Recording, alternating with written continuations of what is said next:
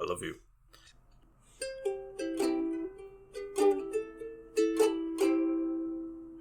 Whoa, ho, ho, happy Halloween. or something like that. Welcome back, Couch Potatoes, to our final spoopy threesome. We're green and faceless on the couch. I'm the Green Traveler. And I'm the Faceless Leone. And today we are looking at what I consider to be the best horror movies of the last 5 years. Yeah, if not a little bit longer. If not a little bit longer. Just a little bit. I mean, The Witch is 2015. Oh, you mean like overall? Yeah. Definitely three of the best in the past decade or more. Yeah. We're talking The Witch by Robert Eggers, Get Out by Jordan Peele, and Hereditary by Ari Aster. And I think it's, I'm just going to toss it out up front. All three of these movies still get 4 stars from me. So wow. You just know going in that I love all 3 of these movies. They are all worth that score, I would say. Yeah, definitely. Especially when they first came out. They haven't really gotten any weaker at all with my many rewatchings of them. That's good. Before we get too deep in, I'd just like to say this is a podcast about movies. We're not going to try to spoil anything for you, but they might slip in there. We'll throw up a spoiler wall. Yeah, and we'll throw up a warning if we do, really. And probably going to talk about everyday lives. That includes, this world pandemic that's going on. It's not our focus, though. It's about movies. Yeah. And exactly. First off, we're going to be talking about The Witch, right? Yeah, The Witch. I think it's also, before we get into The Witch, I think it's also another common thing all 3 of these movies have that you should know up front is that they are the first feature debut for all 3 of these directors. That's right. So these are the first movies these directors put forth, and holy hell, what an amazing start for them. We'll go in with The Witch. Came out 2015, directed by Robert Eggers. It's a period horror film set in 1600s New England. Family gets, I guess, banned from their, what's it called? Commonwealth? They are on a plantation. Plantation. Yeah, and he breaks some kind of laws, I guess, and refuses to follow the rules, and I think that he kind of leaves more on choice. Yeah, it definitely felt like, because that is an important point at the beginning, is that it was his will to leave. He takes his family, the guy's name, the actor's name is Ralph Ineson. Amazing job by him. The whole cast is amazing. The main ones being the father, Ralph Ineson, and the daughter, Anna Taylor-Joy, who I think was in those recent M. Night Shyamalan movies. Oh, yeah. What was it, Split, and what was that? What was the third movie? I hated it so much I forgot. Glass. I never actually saw Glass, so I can't give an opinion on that. I didn't really hate it.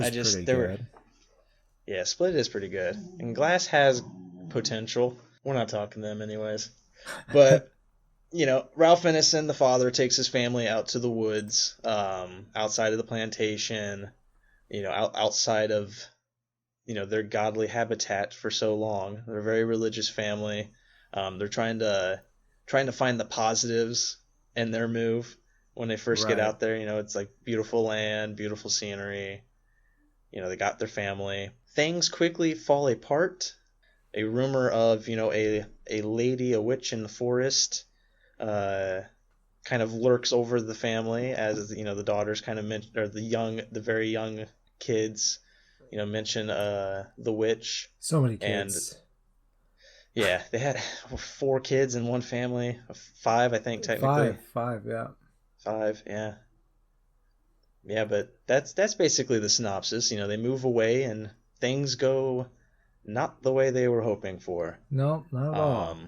So, what was your opinion when you first watched this movie, Blake? When I first watched this movie, on first watch, I wouldn't have said that it's my favorite movie. It does require quite a bit of concentration, because they have old New England accents.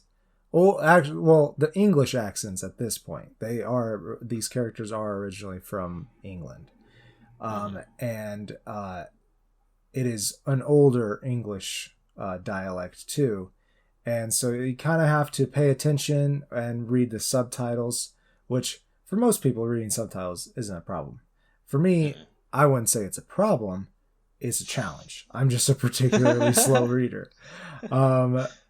So on first watch, I wouldn't have said it was my favorite movie, but I thought it was very well done. I also enjoy watching movies in other English dialects because we have such a diverse sound palette in our language, which I'm sure other languages do too.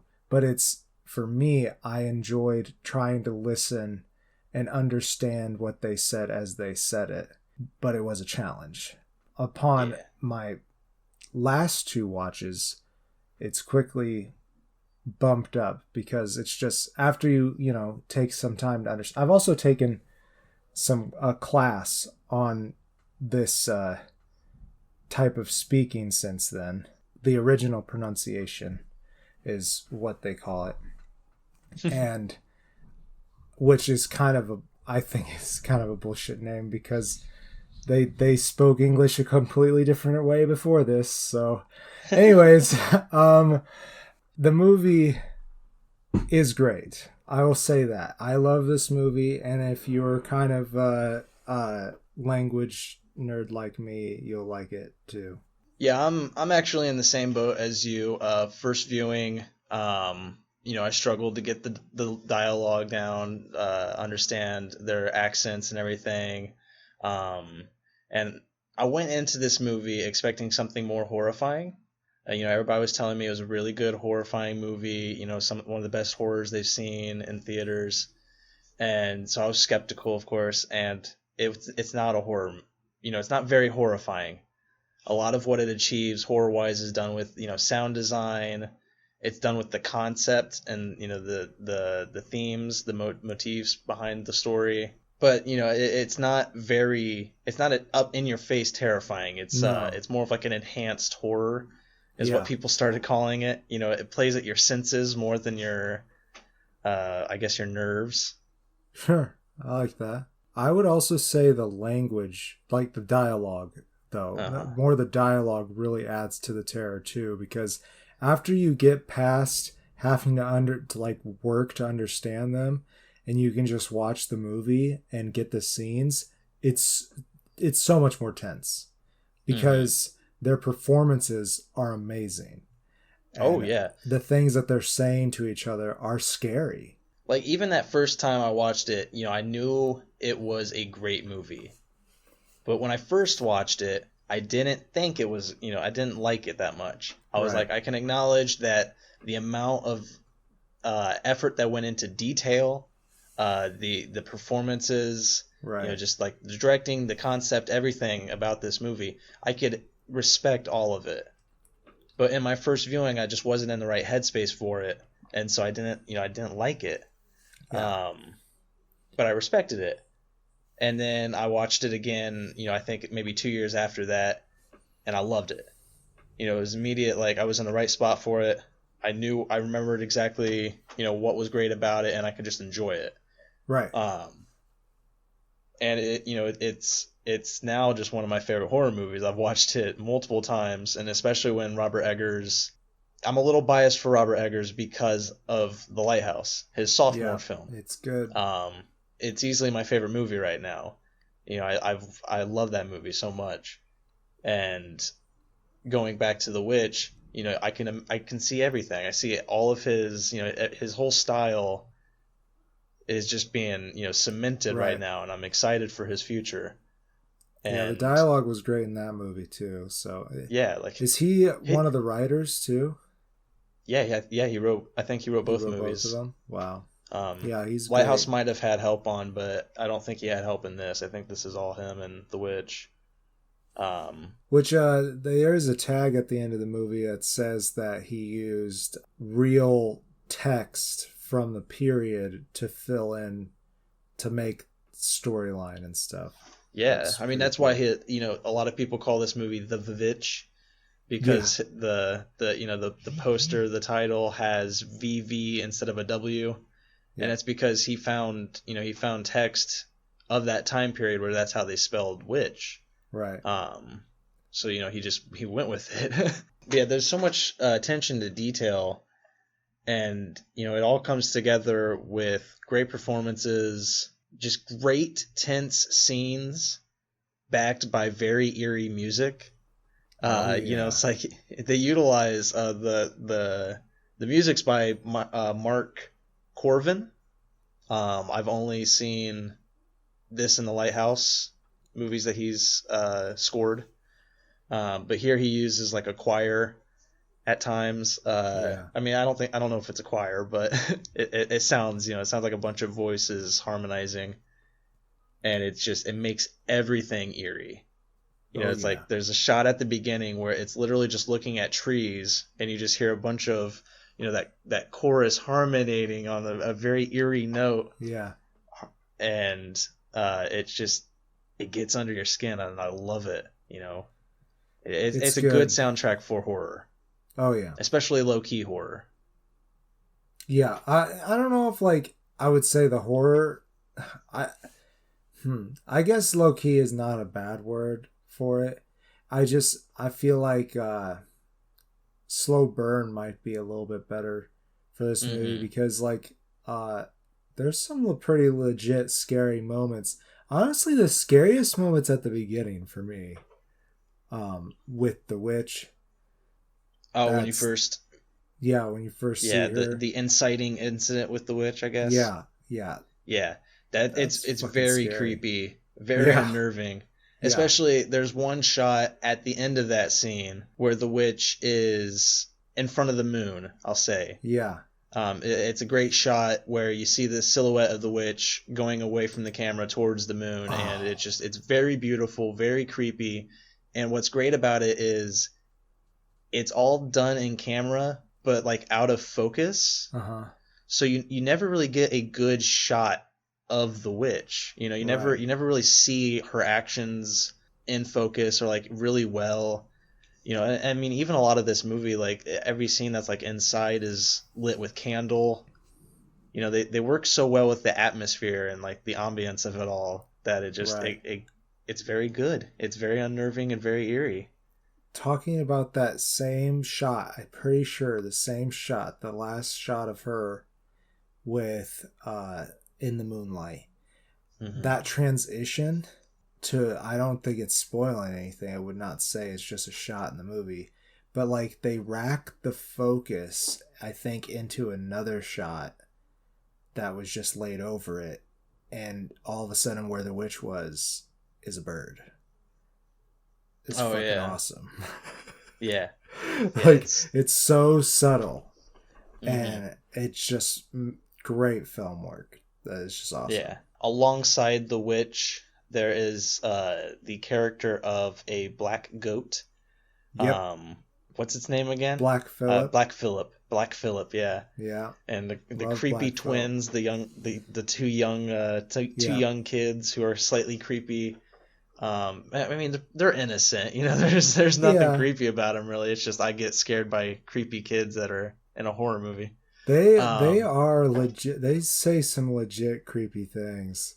Yeah, and again, also Robert Eggers pulled out crazy good performances from two young children like this. Right? Their accent work is amazing. Yeah, and it's just crazy. But the kids run around chanting Black Phillip, and singing a song, and even that in and of itself, you're just oh, there's something wrong with these kids. There's something wrong with them.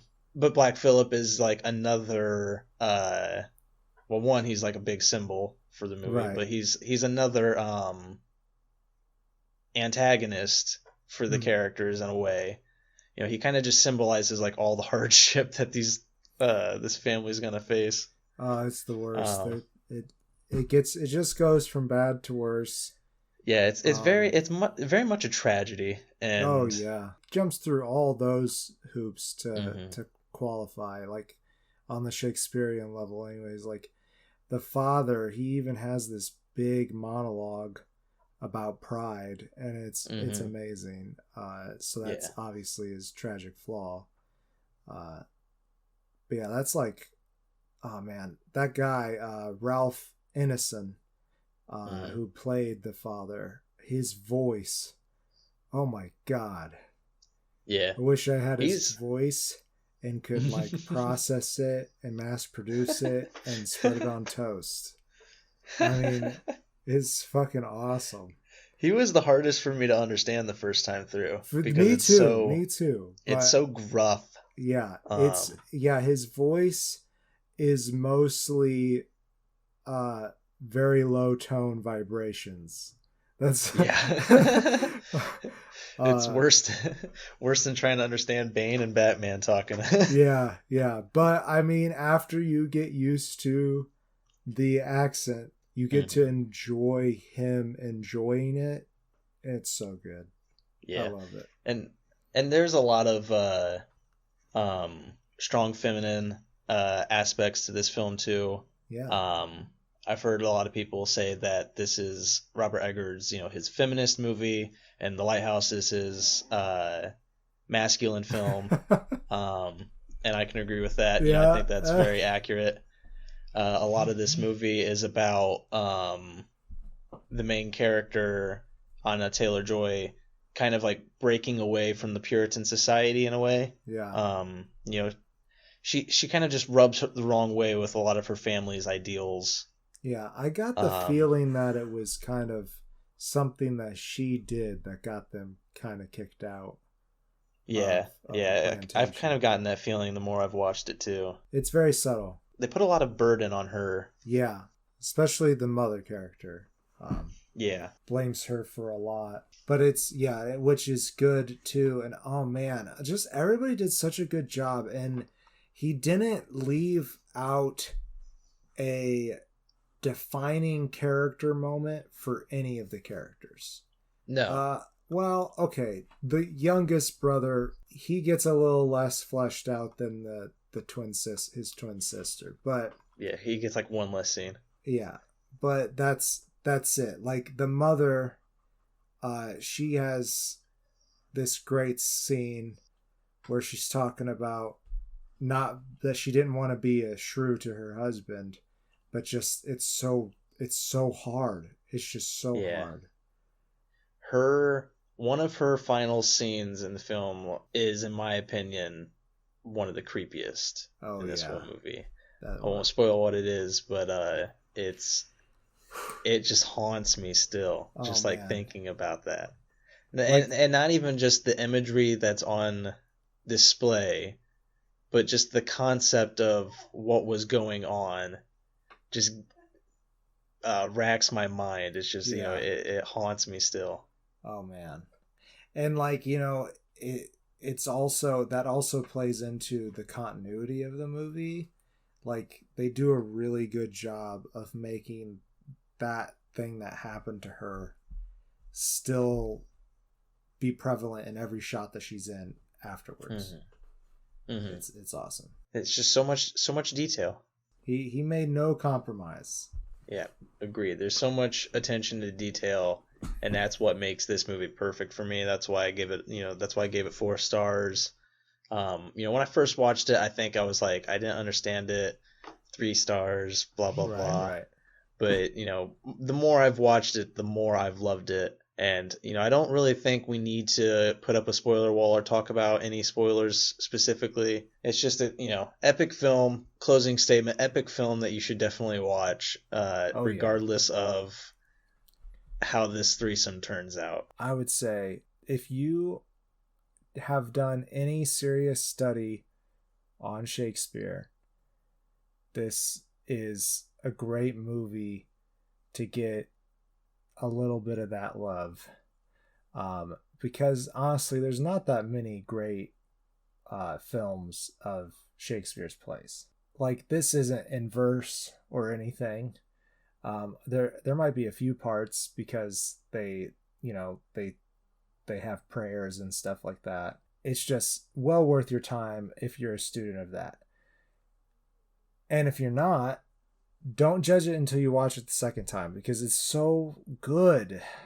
It is so good. And I know a lot of people don't want to work hard for their movies. That makes me sad. I get you just want to relax and watch a film, but at the same time, don't you want the most out of your film? Right. I don't want bland, stupid action movies, and that's what people love, and it makes me mad. Yeah. There's a time and a place for, a Fast and the Furious film, I will admit. Yes, yeah. But they're very few and far between. I want more films like this, less films like Fast and Furious. Yeah, definitely. Oh, I'm definitely with you. But these movies don't typically make a lot of money, I would say. Like the ones you got to work hard for. Yeah. The first day out, they'll get a lot of people, and then people are like, yeah, I don't get it, and then people won't go. Exactly. And I don't know how well this movie did in theaters, but I do remember people enjoying it a lot. But at the same time, I do imagine that it was the most people were more people were like, well, it's not that good, I didn't get it, like you just said, they're just like, nah. Right. But I feel like most of the people that I knew were trying to tell me to go see this movie. Right. I could imagine them playing it at the theaters though, and they probably didn't throw up the subtitles because it's in English. Yeah. I didn't see it in theaters myself, but I kind of wish I did. Yeah. If they were to show it at a theater now, well, not exactly right now, but after everything, then I would definitely go and watch it on the big screen. That's how I feel it's about definitely it's really beautiful film. I don't think it's necessary for theater, but I would definitely also see it in there with you. But I think it's also important to throw out, I think what would make this beautiful in the theater is the cinematography. Yeah. It's by Jaron Blaschke. He also did The Lighthouse. I already love this man just for those two movies. I'm sure he's done other work. I haven't seen it yet. But he uses all natural light throughout the whole movie. I said earlier that like when they're inside, it's candlelight. Like that's it. It was literally just candles. They weren't using set lights or anything, not to my knowledge. That's hard to do. Yeah, so it's like in a theater, I would imagine that looks beautiful for that reason alone. But I do think it would be fun to watch it in the theater, especially with surround sound. I don't have that. I don't have that luxury in my apartment. But the music, the cinematography, it all comes together so well. Just see this movie if you haven't. Yeah, and if you're not so sure the first time, give it some time and try it again. Because I think it just gets better each time I watch it. I agree with that. $4 on Amazon Prime. There you go, worth it. Also, if you got a PlayStation, you can rent it for $3 HD. So there you go. Through Amazon Prime? Huh? Through Amazon Prime? No, through just PlayStation Store. Fuck. I could have saved $1. I know, I'm sorry. I should have told you. My bad. What's wrong with you? You know how cheap I am.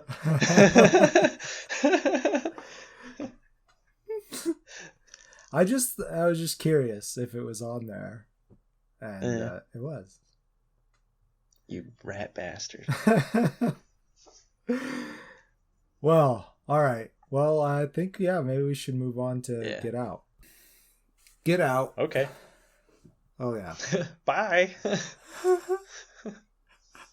I had to. And come out so we can come back so we could talk about this film. Get Out by Jordan Peele. Of the great comedy duo. Yes. Key and Peele. Of Key and Peele. I was just about to say, this movie is not what made him known to the households of America. No. He had a running show with a good partner and some other movies, mostly comedy. It's what made him known to me, technically. I didn't really ever watch the comedy show too much. That's true. I knew of it and had seen a few episodes and some skits outside of that. This is what really brought him to my attention as someone who's going to be a great player in the years to come. Right. For sure. I mean, who would have thought horror movie too? Like, yeah, from comedy to horror movie. Yeah. And there's some great lines in here that do get a Mhm. chuckle from me, for sure. Especially from Lil Rel. Lil Rel Howery. He's hilarious as Rod, and really anything else I've seen. The TSA agent. Yeah, TSA agent. Second Halloween Don't movie fuck that with has the TSA agents. But Rod is not the main character. The main character is Chris Washington, played by Daniel Kaluuya. Wakabi and Black Panther. That is true. He is going to his girlfriend's house to meet her parents. She is white, and he is concerned about it. And that's honestly... As a black man. Yeah, as a black man, he is concerned about it. Meeting her parents, who are well off as well as being white, of course. And he is concerned about it. And that's kind of really the premise of the whole movie. Yeah. It's a situation you or I never have been in. That is true. Never. We've met girlfriends' parents before, but never of, different race, different background. No. So there's, that's something that this movie had going against it, I would say, is the majority of America doesn't really relate to the circumstances that the character's in. It's not an experience we're familiar with. Right. But I think that's part of the beauty of it too, is Jordan Peele kind of just explains that, those feelings to us really well. Yes. Like you kind of walk away understanding better, I would say. Like, obviously, we're never going to get a firsthand account of this experience. No. There's definitely times where I've been a part of this experience, and also there's been times where I've said things where I've later regretted it, not knowing that I was being an ass. Racist. Oh, I was gonna say I've definitely this is the movie that made me realize I was racist. Ignorantly so. I never thought I was racist. But I watched this movie and I walked away feeling victimized.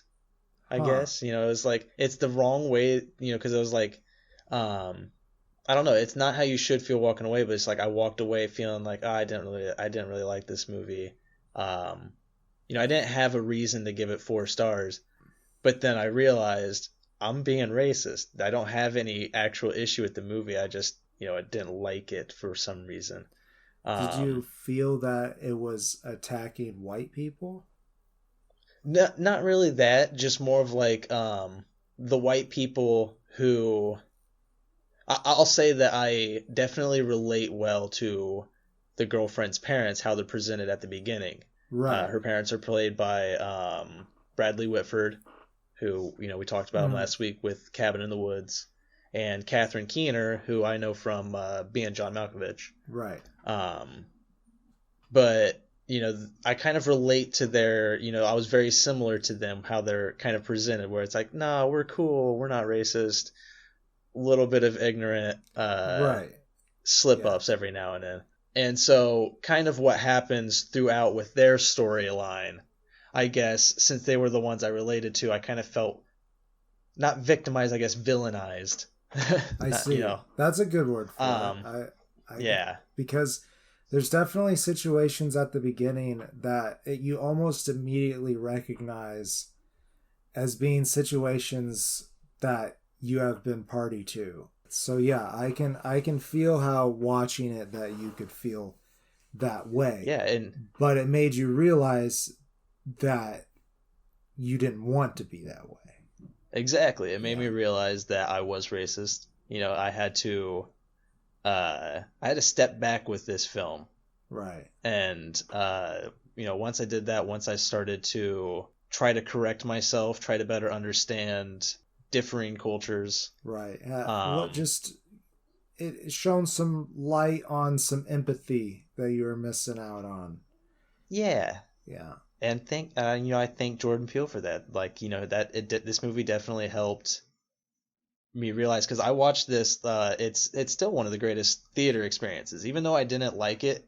Right. When I walked away from the theater, even though I felt an abrasive edge to it for wrong reasons. Right. The experience in the theaters was really fun because I was the only white male in a crowded, just like completely packed theater. So I got the perfect experience because I was sitting with the people it was made for. I was sitting fair. with that audience of Jordan Peele's Audience. peers. Oh, yeah. Yeah. It's a Heart Peele's peers. Yeah. But this story, this specific experience that is made so devastatingly horrifying, Yeah. was made for the audience I got to see it with, and that experience was great. Nice. Because they were very respectful.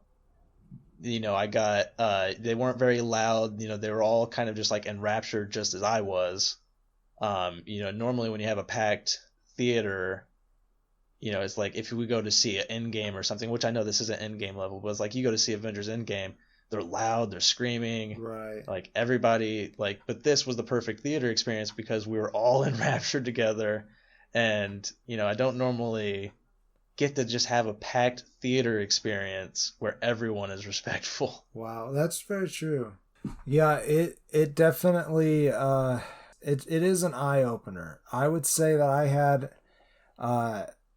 have had the moment in my life where I've realized that I have prejudices that I need to work past, and and for that reason, yeah, I guess I would be considered racist for that.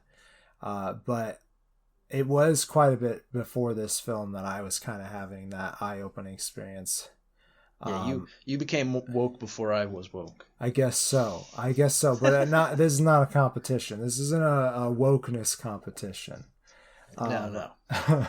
I just with some experiences with some friends that we had, just things that I said that made people feel other, and I never had any intention of hurting those people, but I know I did. Yeah. And I feel horrible about it every day. And but yes, this is definitely a movie that makes you realize that, and it definitely expanded on my understanding as well. Yeah. I will say there's one thing I absolutely hate about this movie, and that's that it is produced by Blumhouse Pictures. I don't remember what their surname. Blumhouse. Yeah, I always say the words wrong. Blumhouse. I'm not sure. I hate them. They're terrible. Like they pump out garbage horror films. Like they do have some good hits every now and then. They do put something out really beautiful, like Get Out. Right. But for the most part, they put out just terrible films. And because they produce Get Out, that's how they draw all these people into their terrible films now. Wow. As they put out that from the producers of Get Out, comes this movie. Yeah, they're exploiting it for sure. Yeah, and it makes me so mad. But the good news is it did so well that Jordan Peele doesn't have to go back to them ever again. That's true. I did not watch the whole thing yet. I don't know if I'll ever get around to it, but the new he has a major part in the new Twilight Zone series. He's doing I haven't he's seen doing the Rod Sterling role. I don't know how much writing he's doing for it. I'm sure he's doing some. Mm-hmm. But that first episode I watched was really good. And actually, I guess I never watched the second episode. They're like a movie long each. Oh, really? Yeah. And I guess I didn't watch the second episode, so they could have a different person in the Rod Sterling seat. Mm. But he did a really good job of setting up the episode and closing it out. It was good. Well, there's a very Twilight Zone feel to Get Out, especially with what's it called? The Sunken Place. Yes. I won't explain what the Sunken Place is for, spoiler concerns, but the Sunken Place feels very Twilight Zone-y. Oh yeah. And I remember like that's the moment of the film, like when you first witness what the Sunken Place is. That's when I was first in the theaters, just immediately caught with that movie. Right. I was like, oh, this is so good. I love this. Like that whole scene is so good. Perfect. Right. And it sets everything up really well. Just, he does a fabulous job of directing. Like everything is purposeful. Right. Even tiny details that you see, like, the camera just pans over a desk. There's going to be something on that desk that, later on when you watch this many times, you're like, oh, they use that later. It's the Chekhov's gun. It's like you see it, it comes back. Right. And he does Jordan Peele does an amazing job with that in this movie. There's a lot of foreshadowing in this movie, and it is all fantastic, especially on the second watch. It makes the show really rewatchable. That's what it does, because you're not gonna catch it the first time you watch it until the end of the movie, where you're like, oh, they been doing that the whole time. For example, one thing I didn't catch when I first watched it, the girlfriend's parents have, their family has 2 black servants that live with them. When I first watched this movie, I didn't like their acting, and I was just like, and then when I watched it the second time, I'm like, oh, yeah, I didn't like their acting, so I was just like, I don't like these characters. But when you understand it better, when you know what the story is, then you're just like, oh my God, they're so good at what they're doing right now. So there's another character that is in a similar situation, played by Lakeith Stanfield. I think he pulls it off a little bit better. Yeah. Yeah.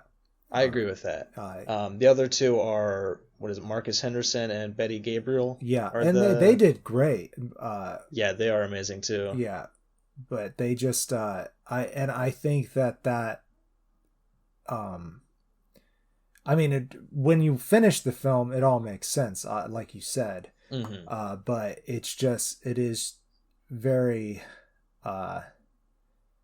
it is eerie, because it doesn't quite resonate with you for some reason. Yeah. It's off-putting. It's eerie. There's something just not right about what, how they're portraying these characters. And then, it all clicks. Again, Jordan Peele's doing amazing attention to detail. Not as amazing as The Witch. The Witch has a period piece. It had, a lot more research and everything to put up, but here it's a different attention to detail here. It's everything is important based for the story.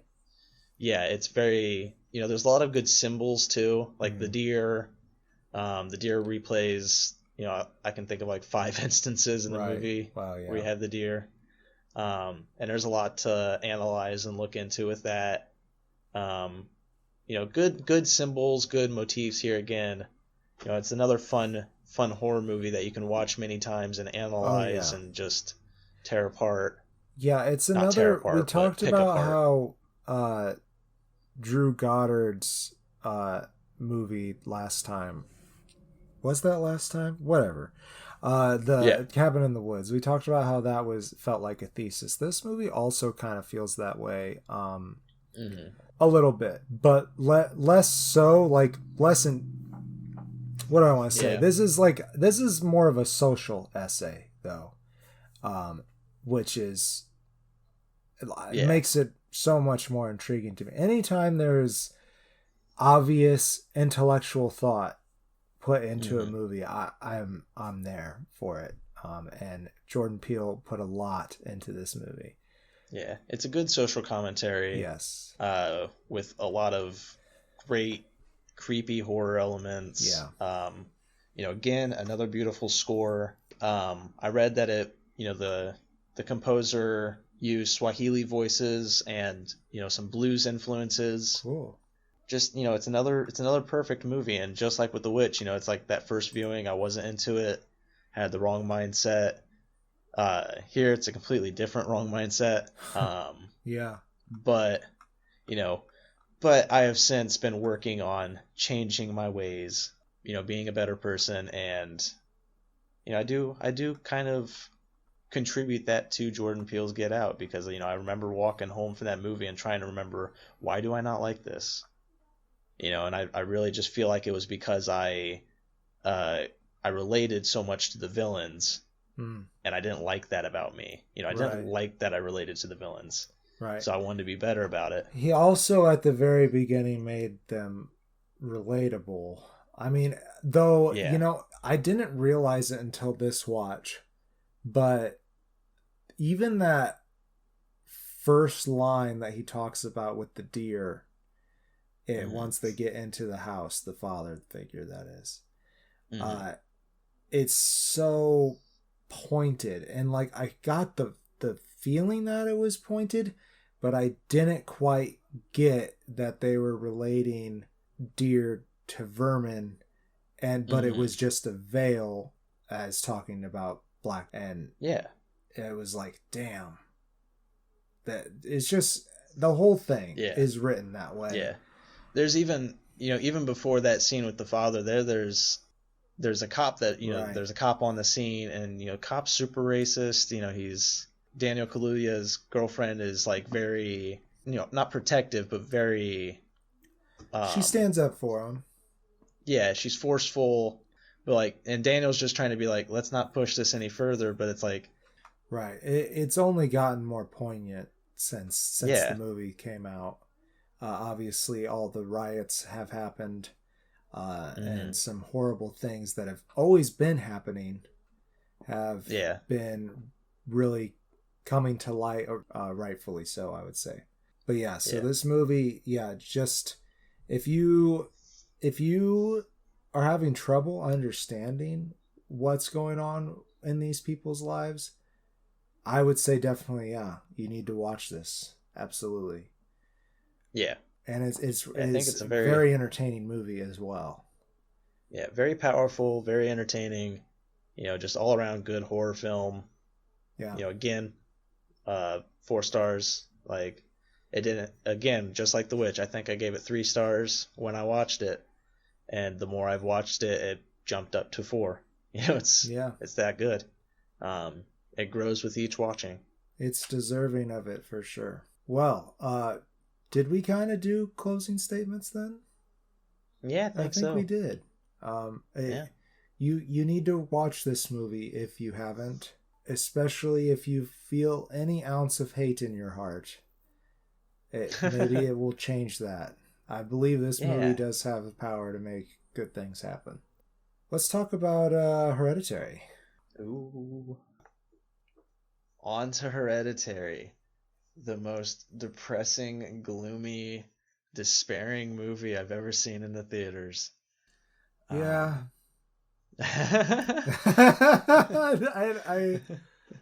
I think that's probably true. I've definitely seen more depressing movies.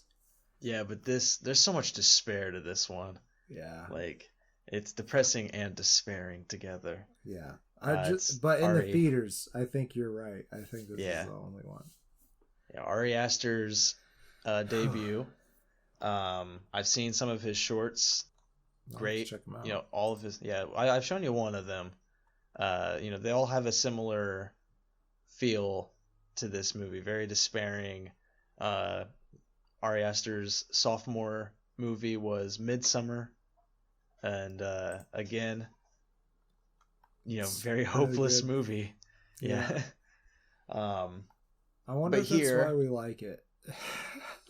Yeah. I mean, there is a beauty with how he captures it all. Yeah. Sure. Here you have a family that is haunted by grief, haunted by again despair, and maybe something else after the death of their grandmother.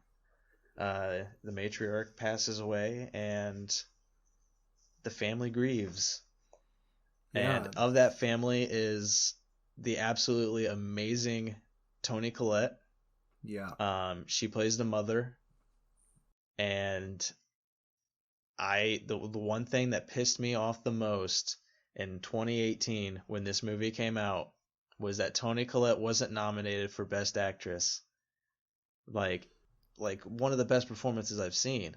Yeah. It's amazing to me, this whole movie. Her character goes through so much, and there's two specific shots I want to talk about, but the one about her character, she's in a therapy session with a group of fellow grievers, other people who have lost dear family members, and the camera just slowly zooms in on her as she's telling her life story. She tells you all of these just dramatic, depressing events throughout her life. And that scene is so enrapturing. Like, every time I watch that, no matter what I'm doing, like if I'm on my phone, the phone goes down. If I'm like zoning out for whatever reason, I'm snapped back into it, because like just how she delivers that entire just monologue of hopelessness. Yeah. Is great. I think is that zooming shot too. Not zooming, it's pan forward, but it's on the group, and then it's good. Yeah, and then it's like, then they show, like, they get really close to her, and then they cut to the group. They do that reverse angle shot of, her perspective to the group, and everybody is just stunned. They're just all floored. They don't know how to respond. And it's great because they're a therapy group. Right. They're the only people who could relate to her. Possibly, but who could relate to all of that, man? Yeah. Mental illness is a big part of this this movie. Yes, it is. And a lot of her backstory has to deal with her family's struggle with that. It all comes out in that monologue. Mm-hmm. And that, again, like, that's one of the beauties of this movie, is there's so many layers to it. It just builds and builds and builds in layers, and then it all crumbles at the end into a creepy nightmare. But that's one of the layers is everything that we're seeing happening, or is it part of the mom? Does the mom have a mental illness just like the rest of her family? Right. Like, could it all just be another just a symptom? Yeah, it's definitely framed that it could be. And I didn't even finish naming the family, but it's just like the husband is played by Gabriel Byrne. Does a very good job. Yeah, like how he has to deal with the possibility that his wife's going crazy, right. On top of all the other drama that's going on in this film. Right. And it's not a new problem for the family. It like these things, similar things have happened before, at least from Steve's perspective, the husband's perspective. That this is all kind of happened before. It's just more intense this time. And that also kind of adds to the horror, I think, because as a viewer, you're like, why isn't he doing more?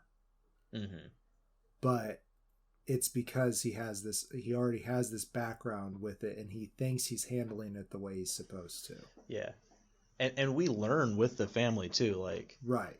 There's exposition, of course, but there's not much that is revealed to the audience before it's revealed to the family.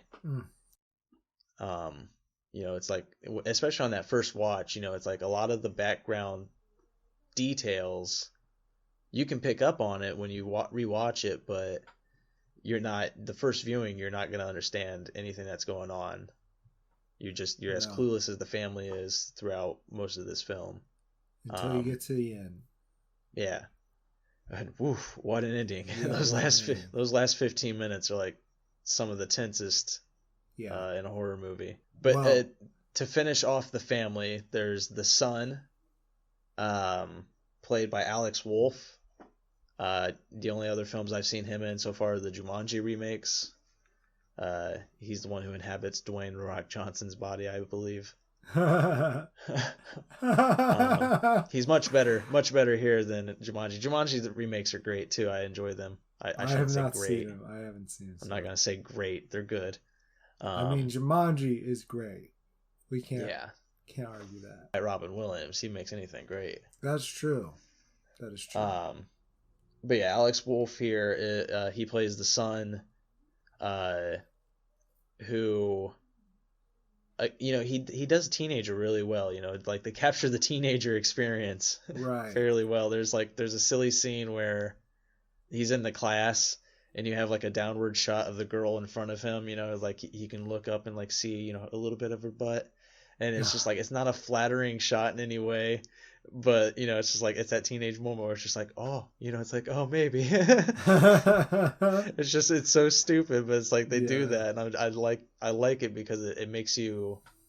It definitely feels like a teenager moment. And he's got really good weed. He's got really good weed, and yeah, bouncing. What happens after that scene? Again, one of the most tense moments in a movie theater. I guess that would be the inciting moment of the whole film, really. I mean, I guess the grandma's death is the inciting. Yeah, well, that happens before.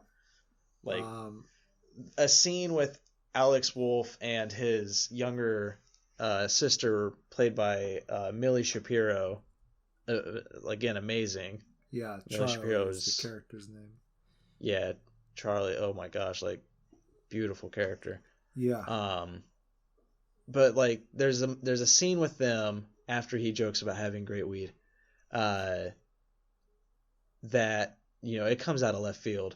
Like I was not expecting it in the theaters.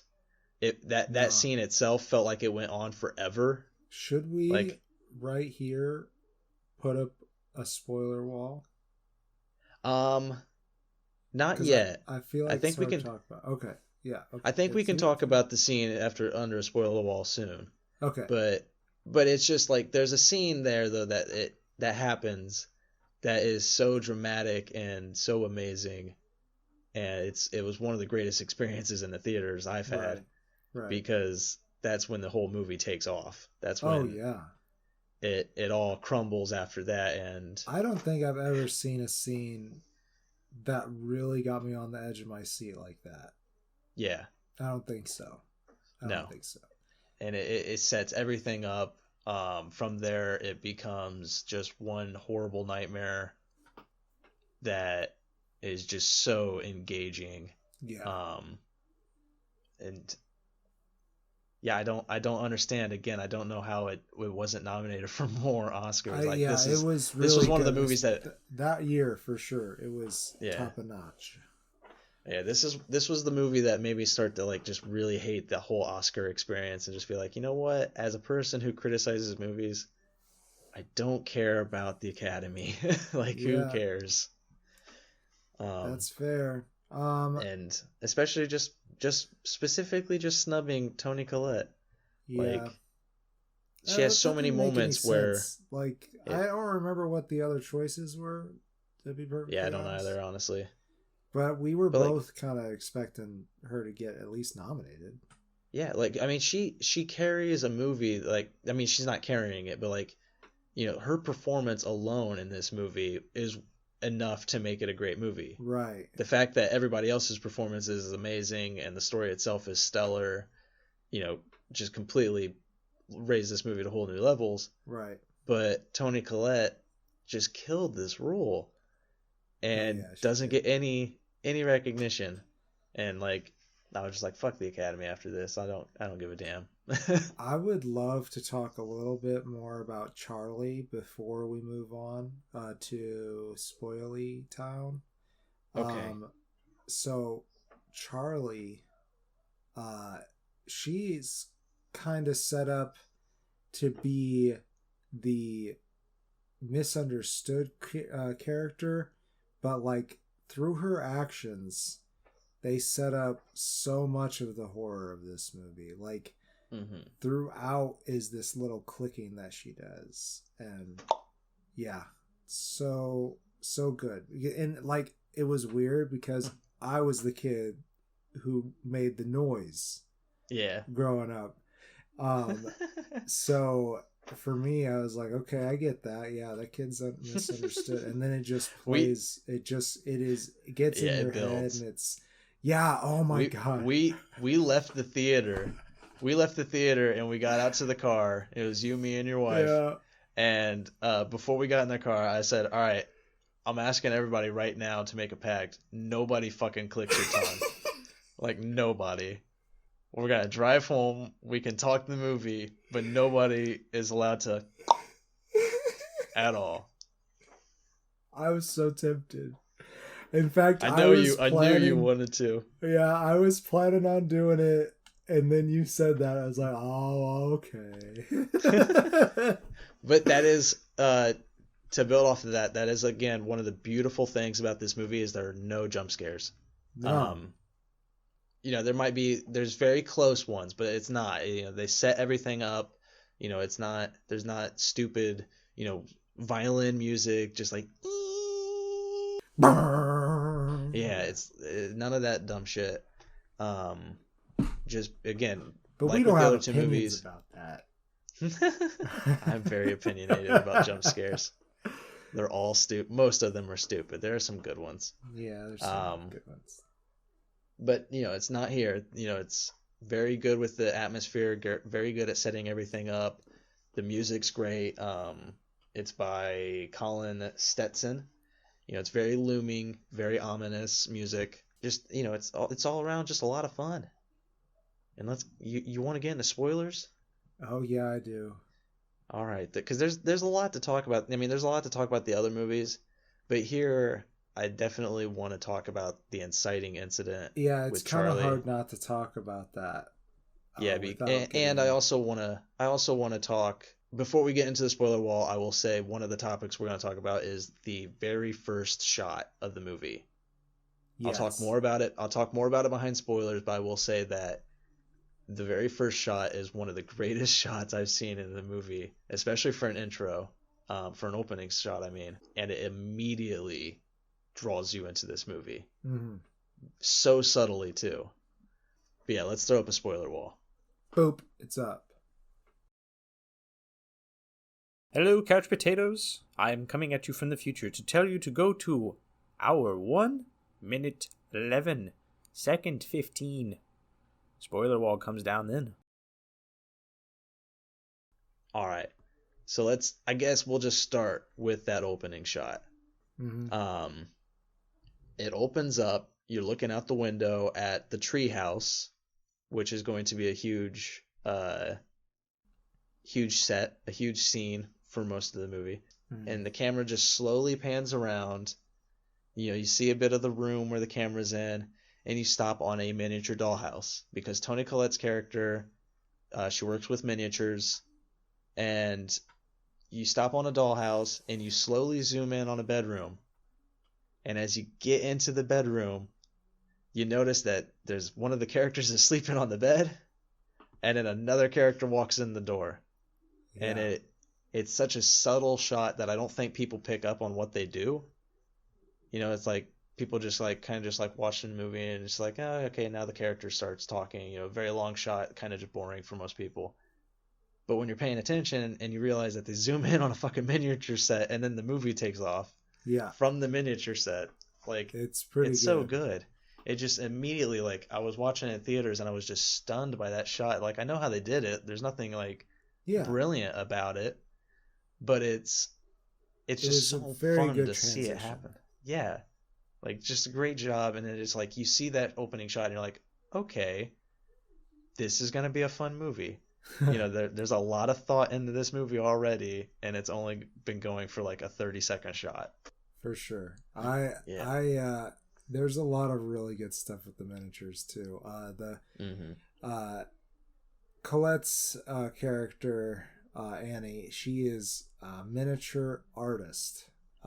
I guess we should that's the major way that they play into the film.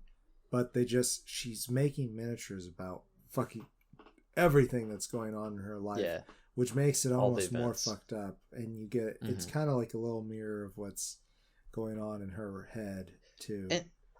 And there's so many good outside shots of the house too. where like they're far enough away and you can barely see the house through the woods that also make it look like a miniature set. Uh-huh. You know, and it's just like when you're, even a lot of the shots when you're inside the house, they're very still, very wide. Everything's kind of set up like a miniature set in their own fucking home. Yeah. Like, it's... Which, I mean, it kind of makes sense if she would be that anal to detail in her art, that she would be that anal to detail in her home, too. Yeah. But it's like, I feel like there's something so much more to explore there that, you know, it's like I honestly haven't really looked into it, and I haven't really taken the time to sit back and explore the idea.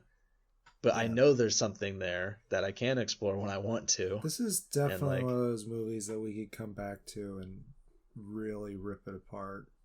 Yeah. And just like deep dive into its soul. Its soul. Bring it out. It's very soul. Bring out the soul of Paimon. It is, but you know, one of the things that she is working with, one of the miniatures she's painting throughout the movie, is the inciting incident.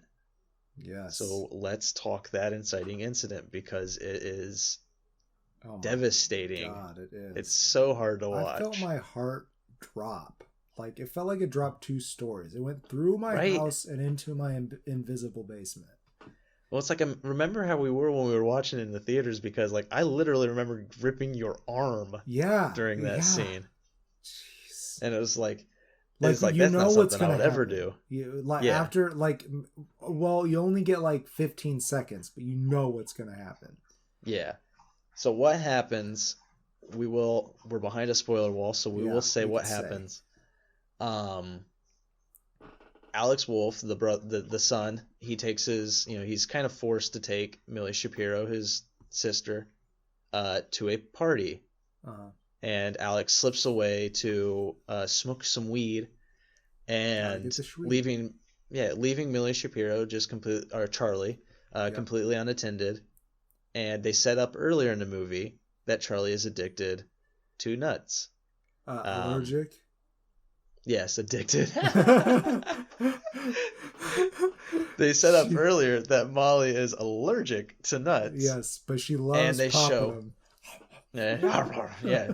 And they show earlier once they get to the party, they show somebody chopping walnuts, or something like that, and making cake or something out of it. And you know, Charlie goes over and she has a piece of cake. She starts to have an allergic attack, goes to find her brother smoking weed and, you know, trying to flirt with the lady. And, you know, the brother, who is completely stoned, sees that his, you know, sister is having a crazy bad allergic reaction. Right. And just panic drives trying to get to the hospital because they don't have an EpiPen. Yeah, he's got to try to save his sister. Yeah, and you're already feeling tense. You know, your heart's already kind of racing because you're just like, oh shit, what's going to happen? This whole movie has been a slow build for like 20 minutes. You know, they've been setting everything up. There's a little bit of a creepiness to it. You don't know really where it's going, though. They haven't, you know, Ari Aster hasn't played his hand yet. Right. He's just keeping it all under wrap. But you're flooring it down the road with Alex Wolff and Millie Shapiro. And, you know, she's panicking in the backseat. She can't breathe. Yeah. So she does, you know, kind of just like a common sense thing. You know, she lowers the window down and sticks her head out. Yeah. I would say that it's a different level than common sense. I think it's like an instinctual thing. She needed more air. Yeah. Exactly. And I found out that this is actually based off a true story. Oh my God. It apparently happened in Georgia. Oh man. But he, you know, she sticks her head out the window and he swerves to miss a deer that is, you know, perfectly placed. He swerves and her head hits a telephone pole and is lopped off. It just, just talking about it, man. It's devastating, but it's like that's what happened in Georgia, I guess, was that makes it so much worse. Yeah, but the man was, you know, I guess was inebriated and needed air, and he stuck his head out the window, and the driver just like swerved to miss something. Well, And I guess know the that driver that man was someone's son, but it's a little bit better that it wasn't a kid. Yeah. To watch it with Charlie is like horrible. Oh my God. But what makes that scene is the aftermath. Yeah. Where like you're placed in Alex Wolff's character's seat. You're just like, you're sitting there looking at him as he realizes what he's done. As he has a panic attack on top of his adrenaline rush. Yeah, and it's just crushing. Yeah. And it goes on for what felt like ever in the theater. Like when we first watched it, hurts. I was melting in my seat. I was just like, oh my God, please let this scene end. It's so heart-wrenching. And from there, this movie just spirals into a nightmare. Yeah. And it's again, just like with where Get Out was like a great surrounded theater experience. This was one of like the great theater experiences, as in the movie itself was engaging. Right. I don't remember how the theater was with us because like I was so enraptured by that film. You couldn't look away. Yeah, it's definitely very involving. Mm-hmm. I would say honestly, if you don't think you can I'll leave that for a closing statement maybe, but if you don't think you could handle, this is honestly the most heart-wrenching scene I've ever watched. If you don't think that you can handle it, maybe this movie's not for you. I mean, what makes it more heart-wrenching too is the even further aftermath. Yeah. Like how Toni Collette's character finds out about it's it. It's a good 10 minutes of the movie. Yeah, it goes on, and it's oh man, it's hard to watch, and it makes for a great setup for the horror that happens. Yeah. I don't really think we should talk the ending, even behind the spoiler wall. I think that's no, I don't think or so. Or did you want to? I mean, I would just say it's very tense. The ending, I do kind of, because the soft spoiler people, they might be swayed to go watch the movie because of this. Mm-hmm. There is a lot of cult happenings in the movie. Yes, it's definitely latter half.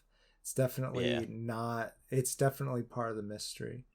Well, yeah, it's set up. It's throughout the whole movie, but it's set up so subtly in the forefront. Once there's like maybe like halfway through the movie, it starts to become very obvious what's going on. Right. But yeah, for most of that first hour, you're kind of just like left in the dark. You're like, I don't know where this movie is going. No. The inciting incident happened, and you're just like dreading everything that's gonna happen next, because it could get worse. What's gonna happen to his family next? Yeah, it's like it's just gonna get worse. Isn't there like another half an hour of footage to an hour or something like that? Maybe I don't remember. I recall you telling me not too long after it came out that the starting script was completely different, and there was a lot more family drama stuff, and I could believe it. It was, there were still obviously the horror elements. Because I feel like that's one of the. I feel like even though I do grade this as a 4-star movie, it does feel like there's things that were left on the cutting room floor. Really? It does seem like there's some. I mean, it all still connects really well. Right. But it seems like there might have been like a couple of unneeded extra material that it's kind of like there's gaps in the background. Yeah, that I feel like might have been filled in by other deleted scenes. A lot of time, like in their world, passes in the movie in a very short amount of screen time. So I think that's probably, if there is another, if I'm recalling correctly, and there is more time out there, that's where it's from. Well, what do you think? Should we tear that wall down? Not yet, because there's one more thing I wanted to talk about. There's another thing that I feel like kind of negates, it's another con for the movie, is there's a moment at the end where there's a character on the wall in the background. In the theater, it's darkened screen. The lighting was perfect for how the director wanted it. That scene was terrifying. You could barely see this character in the background lurking there. And when this character moves, there's no music cue with it. There's no sound accompanying it.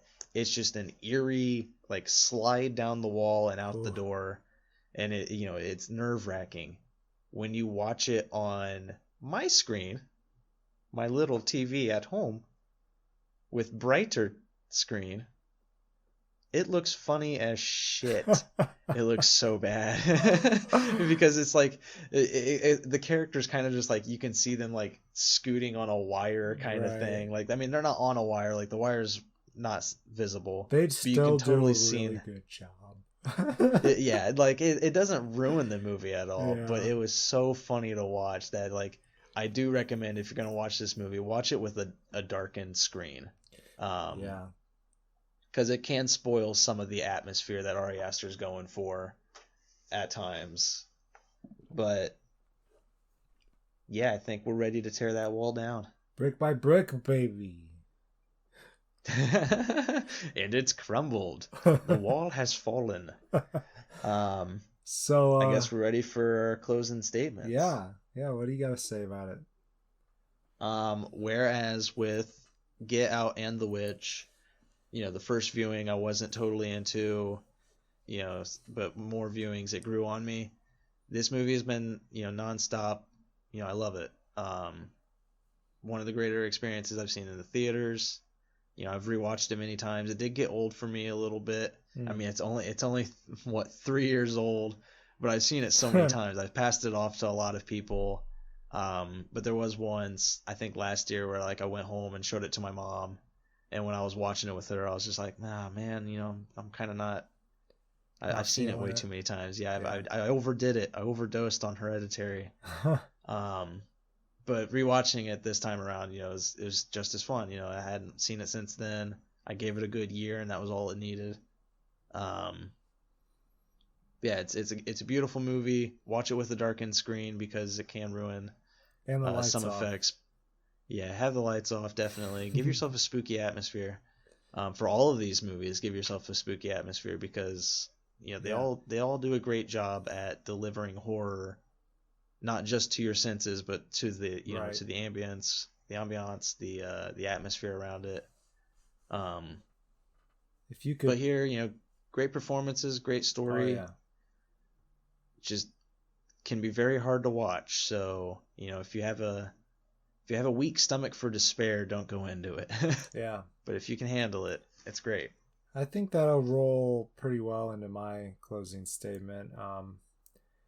I would say if you are an atmosphere viewer and you want to watch it in the dark with that dark screen, like Greg says, Greenie over there, I would say, if you got Eclipse curtains, cover up all your windows, make it as dark as you can, and in that way, when you're done watching the movie, you don't go straight to bed. Because this movie will bother you. It will bother really any viewer, I would say. So for that case, if you are easily triggered by things, I would definitely say there's things to avoid in this movie. So if that's I think the movie is very well worth it, but also I understand that there's some people I would not watch this with in my life. I shouldn't. I love my mother, but this isn't one that you show the parents. No, yeah. This is one you watch alone or with your like closest person in your life. Right. Definitely don't watch it with kids. Definitely. Nah, you can watch it with kids. Nah, you can do it. It'll be fine. Well, their futures are intact. But this movie, super well worth it. Like Greg said, I love watching this movie. tons to tear apart. All three of these movies, just great intellectual. It keeps on your mind days after you watch it, for sure. Agreed. Yeah. So watch this movie. Yeah. What's your pick for the threesome? Well, man, good sir. It was really, really hard. And I have to say that I went into it thinking it would be Hereditary. And then I watched Get Out and I was like, no, I think it's Get Out. And then I watched The Witch. And I think my answer truly is The Witch, and I know that it's because I just love the language so much. It's just so good. And the performances therein, I mean, you gotta be talented to do this work right. This cast, it's just so good. And but that being said, and while I have decided to give my vote to The Witch, to the VVitch. You gotta watch the other two movies, especially for the social reason alone. You have to watch Get Out. Yes, it's great social commentary. Yes. Hereditary, if you're a fan of horror, psychological horror, you gotta watch it. And yeah, they're all great. But The Vitch, yeah. I mean, I agree with you. They're all great movies. If we were to do the sophomore efforts of these directors, right? If we were to place Us from Jordan Peele up against Ari Aster's Midsummer and Robert Eggers' Lighthouse, there's no contest. Yeah, I would agree with that. Yeah. I mean, we might end up doing it later. But I highly doubt it because it's unfair to the other movies. Because, again, the sophomore efforts of both directors are amazing. Right. Robert Eggers, in my opinion, made a masterpiece with The Lighthouse. Yeah, that's a good movie. The Freshmen features are really difficult for me to decide. Even going into this, I hadn't decided on which one I was going to choose. I had an idea of which one I like more. I mean, it's not even a matter of like more. It's just a matter of which one I feel like hits me more. Right. Because, I've loved Hereditary the whole time it's been out. The first viewing I was hooked. Last viewing I was hooked. The other two had to warm up to me. Or I had to warm up to them, rather, not the other way around. And again, with Get Out, I agree. I think it's the most impactful movie, especially on me. But the best of the threesome, I'm in agreement. It's The Witch. Wow, I really didn't think it would be the same again. Yeah, I mean, I love Hereditary. Again, I'm in agreement. Watch all three of these movies. Yeah.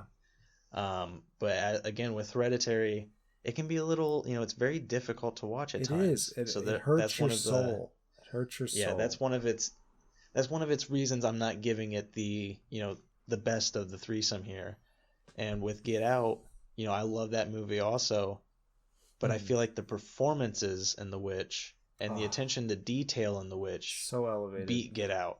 Yeah. Like, they don't beat the social impact. No, definitely not. No, hands down, Get Out wins if we're talking about social commentary or like the impact of it as a film. Right. But as the best of the three, The Witch has great acting. But for me, what I love the most about it is just its subtleties. Oh, yeah. That first shot of the witch with not the first shot, but the shot of the witch with the moon that we talked about. Right. The shot with the mother, and one of her final scenes. Right. Like, it's creepy, it's subtle, it builds. It's hopeless and despairing, but you can watch it and enjoy it. Right.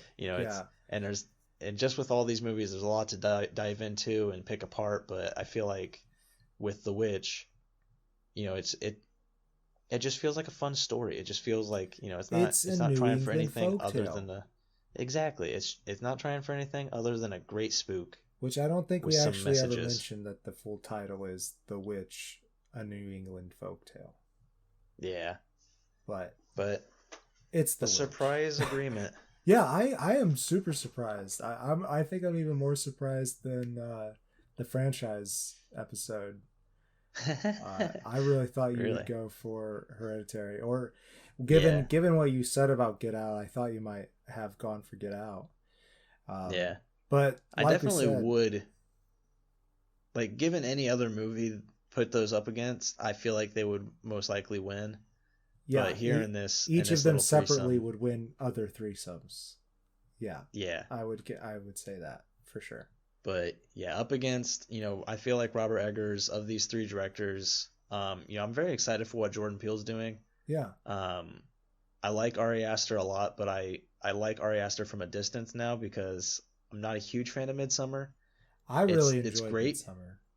Yeah, it's great. I'm not against Midsummer, but Right. it's one of those movies that like I feel like I have to rewatch. But the idea of rewatching it feels like a chore, Oh, if that's that too makes bad. sense. But I mean, I'm definitely going to rewatch it someday, but it's just like right now I'm not interested in it. Whereas with like Jordan Peele, I really liked Us. Yeah, I it felt like Us wasn't was Get Out though. I would say it wasn't as good as Get Out, but it's funny. Yeah, There's a lot more humor to Us, and I really like that. But Robert Eggers he's on a path to greatness for me. Yeah, for You sure. know, I love The Witch, and I'm just crazy in love with The Lighthouse. Like that's one movie that I've passed that off to more people than I passed Hereditary off. I feel like. I hope they keep on coming. Yeah, I agree. At least one more movie each. That'd be great to have. Yeah. A horror trilogy from each of them. Yeah, because they all have kind of built a trilogy of films here. Yeah, Or like they're building towards, like Ari Aster's got a cult trilogy kind of. Right. Robert Eggers is period, yeah. and language. Yeah. I'm trying to remember Us, but I remember there's a lot of Us. They both were social commentaries. Yeah. And definitely the Black experience is important for both the films. But yeah. So it's like I'm hoping they can all just close out a good trilogy of horror films. That would be great. It's like we're in a good moment for horror right now. I mean, there's still a lot of trash coming out, but yeah, that's true. But you got two fans here, guys. Hell yeah. Oh well, I think that's been our show, man. I think that's been us on the couch. I'm the Faceless Leon. And I'm the Green Traveler, and thank you guys for listening. If you like this, share it. Feel free to share it. Leave us a comment where available. Right. And subscribe through whatever platform you enjoy listening to.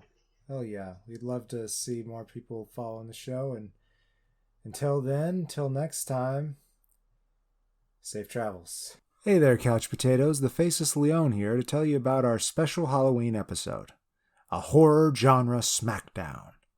We dropped this puppy the day of everything bleak and ghoulish. We hope you have enjoyed our month-long revels thus far, and that you're looking forward to capping it off with something special. Happy Halloween. Green and Faceless on the Couch is a proud production of FictionWorks 19. We plan to publish new episodes of this podcast every Thursday evening. If you'd like to give us a comment, please visit us at facebook.com/greenandfaceless. There you'll find many links to our show and to our website. Thanks for listening.